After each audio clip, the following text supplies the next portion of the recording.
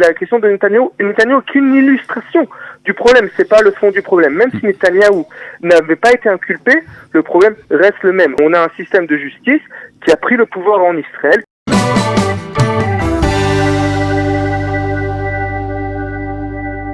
On va parler de politique et d'affaires judiciaires puisque nous allons parler de la demande des avocats de Binyamin Netanyahou d'annuler les actes d'inculpation contre le Premier ministre. Et pour en parler, nous sommes ce matin avec Nissim Slama, qui est membre du Likoud. Bonjour Nissim. Bonjour. Merci d'être avec nous. Nissim, alors vous êtes membre du Likoud, mais vous êtes aussi spécialiste, on va dire, du droit israélien. Alors, je voudrais vous poser comme question d'abord, Nissim, la première question, c'est concernant justement l'aspect juridique de cette demande qui a été prononcée hier par les avocats de Binyamin Netanyahou d'annuler donc les actes d'inculpation. Quels sont les arguments qui sont avancés par les avocats de Binyamin Netanyahou ? Ok, ce qui se passe, c'est que la justice, donc le procureur et le conseil juridique ont tout simplement inventé une accusation. Ils ont inventé quelque chose qui est interdit. Ils ont cherché jusqu'à qu'ils ont trouvé quelque chose et ils ont dit c'est interdit. On va interpréter la loi de telle manière que ça va être interdit. Ça va être que pour Netanyahou.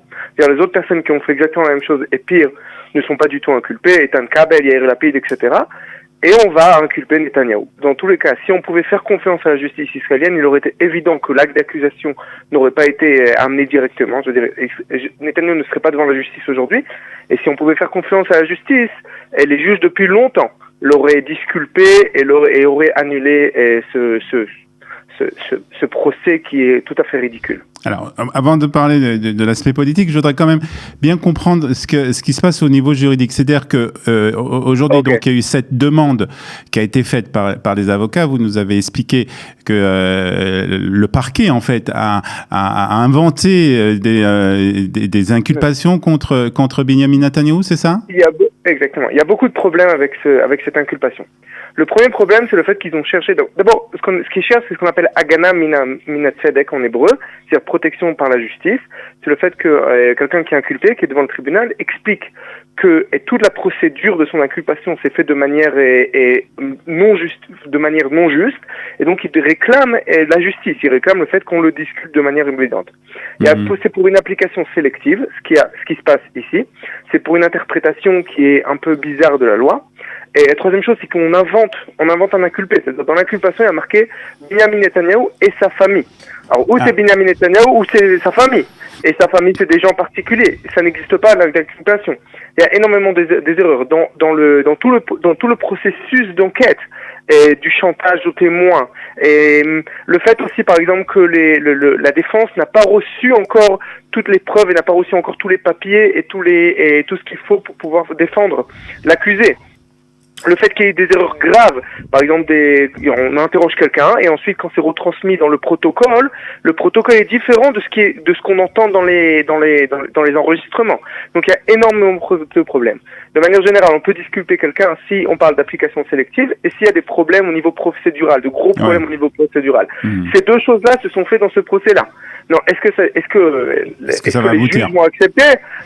Ça m'étonnerait vraiment, parce que je ne fais absolument pas confiance à la justice israélienne.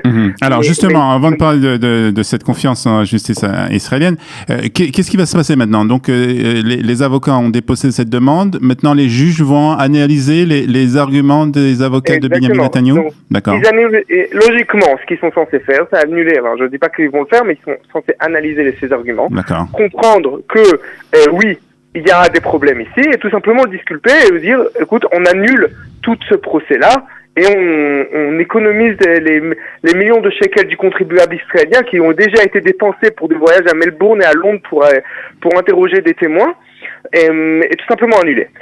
La probabilité que ça se passe est très faible. Okay, l'autre possibilité, c'est tout simplement les juges disent non, le procès doit continuer, cette procédure ne se fait pas et on continue le procès de manière normale. A priori, c'est ce qui va se passer d'après moi, d'après la plus grosse probabilité. Alors, ce qui est quand même étonnant, peut-être que vous, ça ne va pas vous étonner, c'est qu'on a l'impression qu'il y a vraiment là une coalition qui s'est mise contre Binyamin Netanyahou pour essayer de prouver qu'il avait tort et qu'il a été accusé dans ces affaires de corruption.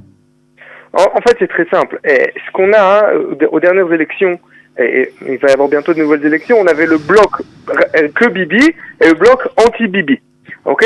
Mais en fait, c'est des faux termes. Ce qu'il faut dire, c'est le bloc pro-justice, pro le système de justice qui est devenu totalement tyrannique en Israël, qui n'est pas élu. Il n'y a pas de... Dans ce procès, par exemple, contrairement à tous les procès pénaux dans le monde démocratique où il y aura toujours un juré, là, il n'y a pas de jury.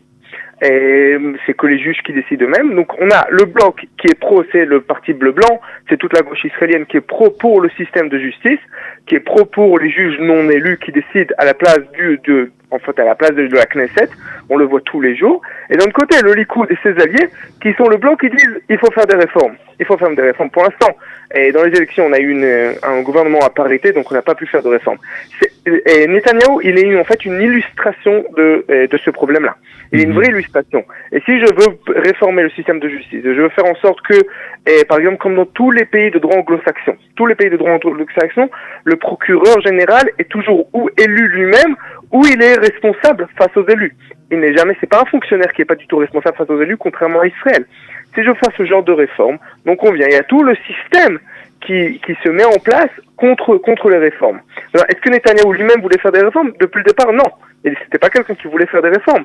Mais je pense que là, on lui force la main. Alors justement, on va parler un peu justement politique puisqu'on parle justement de ces élections qui pourraient s'approcher avec cette date butoir du budget et puis aussi cette motion de censure qui a été déposée pour ce mercredi. Vous pensez, vous, Nissim Slama, qui faites partie du Likoud, vous pensez que les élections s'approchent vraiment ? Oui, tout le monde en parle, les élections s'approchent et la semaine dernière encore j'étais assis avec Miki Zohar et plusieurs autres députés du Likoud, qui est le chef de la coalition Miki Zohar, et il me disait de manière très très claire, on va vers des élections. Il n'y a absolument aucune collaboration entre Bleu-Blanc et le Likoud dans le gouvernement, absolument aucune. Et le parti Bleu-Blanc se comporte comme un gouvernement dans le gouvernement, comme une opposition à l'intérieur même du gouvernement. Ils ne collaborent absolument sur rien, ils font tout simplement pour mettre des bâtons dans les roues. On ne peut absolument rien faire avancer. Et donc oui, c'est évidemment, a priori, on va vers des élections, c'est presque sûr. Plus que ça, j'espère qu'il y a des élections, parce que ce gouvernement est totalement paralysé sur tous les fronts, on peut absolument rien faire. Alors, est-ce que c'est une bonne chose de prévoir des élections ou de rentrer dans une campagne électorale à une période justement où nous sommes dans une grave crise sanitaire et économique? C'est le choix du peuple. Le peuple, c'est lui qui décide. Il a envoyé à la Knesset deux blocs qui sont à peu près de la même taille, que personne ne peut faire de coalition tout seul. C'est le choix du peuple de décider de revenir à de nouvelles élections. Si le peuple, dans les prochaines élections, décide autrement et décide de donner à un des blocs une majorité claire, comme on le voit dans les sondages, où le bloc de Netanyahou, donc c'est-à-dire les Haredim, les ultra-orthodoxes, et la droite israélienne reçoivent pratiquement 70 députés, et on a un gouvernement qui est stable. Donc dans ce cas-là, on n'ira pas vers de nouvelles élections. Mais on ne peut pas reprocher d'aller vers de nouvelles élections quand c'est le choix du peuple au scrutin. C'est-à-dire le choix du peuple, c'est-à-dire que vous pensez que le peuple, que les Israéliens iront encore une nouvelle fois avec Benyamin Netanyahou et ils lui donneront leur confiance? Et a priori, d'après tous les sondages, oui. Maintenant, je ne suis ni prophète ni fils de prophète. Mais on voit dans tous les sondages que le bloc de Netanyahou, c'est-à-dire Yemina, et le parti de droite de Bennett, le Likoud et les partis ultra-orthodoxes ont à peu près entre 65 et 70 députés dans tous les sondages.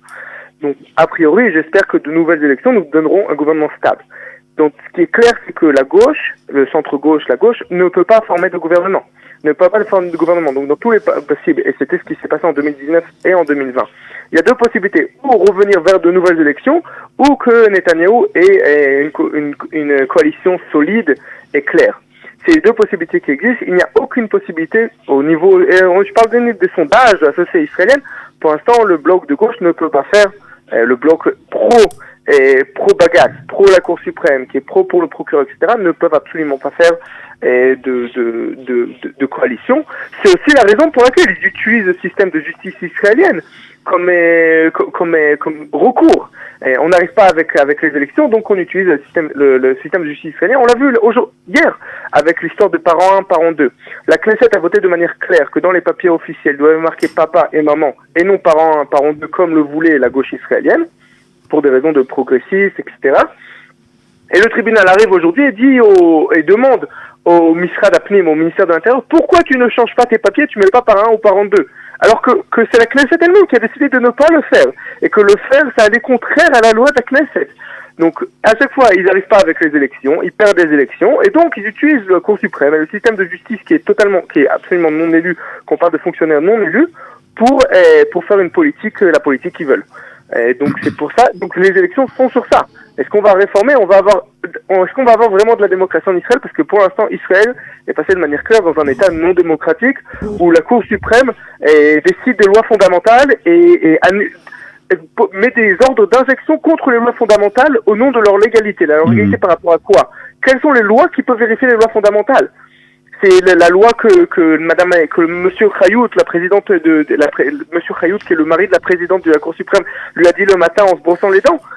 Au nom de quelle loi on va juger les lois fondamentales? Mais alors, Nissim, vous nous parlez justement de ce problème par rapport à cette justice en Israël qui en fait fait la loi plus que la Knesset. Mais quand même, Nissim, il faut pas oublier que Benjamin Netanyahou est au pouvoir déjà depuis plus de 10 ans pratiquement et qu'il n'a pratiquement rien fait pour réformer justement ce système judiciaire. À ce reproche-là contre Netanyahou, j'ai aucun problème. Oui, on peut reprocher à Netanyahou de ne rien avoir fait pendant 10 ans.